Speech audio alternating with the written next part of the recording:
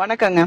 முந்தானேத்துக்கு நம்ம முதல்வர் ஒரு வீடியோ போட்டிருந்தாருங்க. அதுல நம்ம பிரதமரை எச்சரிக்கிறேன், பழைய திமுகவை பாப்பீங்க அப்படின்னலாம் பயங்கர மிரட்டி பேசியிருந்தாங்க. ரொம்ப பயமா இருந்ததுங்க அந்த வீடியோ.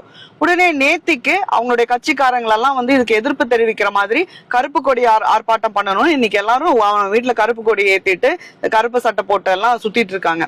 இவ்வளவு எதுக்குன்னு நினைக்கிறீங்க? பாராளுமன்ற தொகுதிகள்ல இந்தியா முழுக்க அதிகப்படுத்த போறாங்க. ஆனா இவங்க மட்டும் என்ன சொல்றாங்க, அதுல தமிழகத்தை வஞ்சித்துருவாங்க, வடக்கு வாழும் தெற்கு தேயும் அப்படிங்கறதெல்லாம் பேசிட்டு எலெக்ஷன் டைம்ல அவங்க நம்மளை எல்லாம் திசை திருப்பதற்காக ஒரு நாடகத்தை அரங்கேற்றிட்டு இருக்காங்க. 1008 முறை சொல்லிட்டாங்க. மத்திய அரசாங்கமும் அவங்களை சார்ந்த அத்தனை பேரும் சொல்லிட்டாங்க. இதுல எந்த விதத்திலும் மாநில உரிமைகள் பாதிக்கப்படாது அப்படிங்கறது தெளிவா சொல்லிட்டாங்க.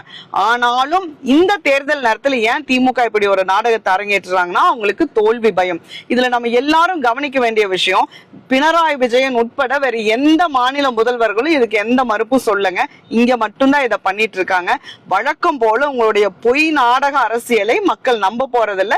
இந்த தேர்தல்ல நீங்க தோல்வியை கவ்வ போவது உறுதி அப்படிங்கறத திமுக புரிஞ்சுக்கணும். இதை யாரும் மக்கள் கண்டுக்கவே இல்லைங்க. இன்னைக்கு எங்க ஊர்ல எல்லாம் பார்த்தா கருப்பு கொடி எங்கேயுமே கட்டவே இல்லைங்க. அதனால இந்த நாடகத்தெல்லாம் விட்டுட்டு ஏதாவது சாதனைன்னு ஏதாவது செஞ்சிருந்தீங்கன்னா அதை சொல்லி ஓட்டு கேளுங்க. நன்றிங்க.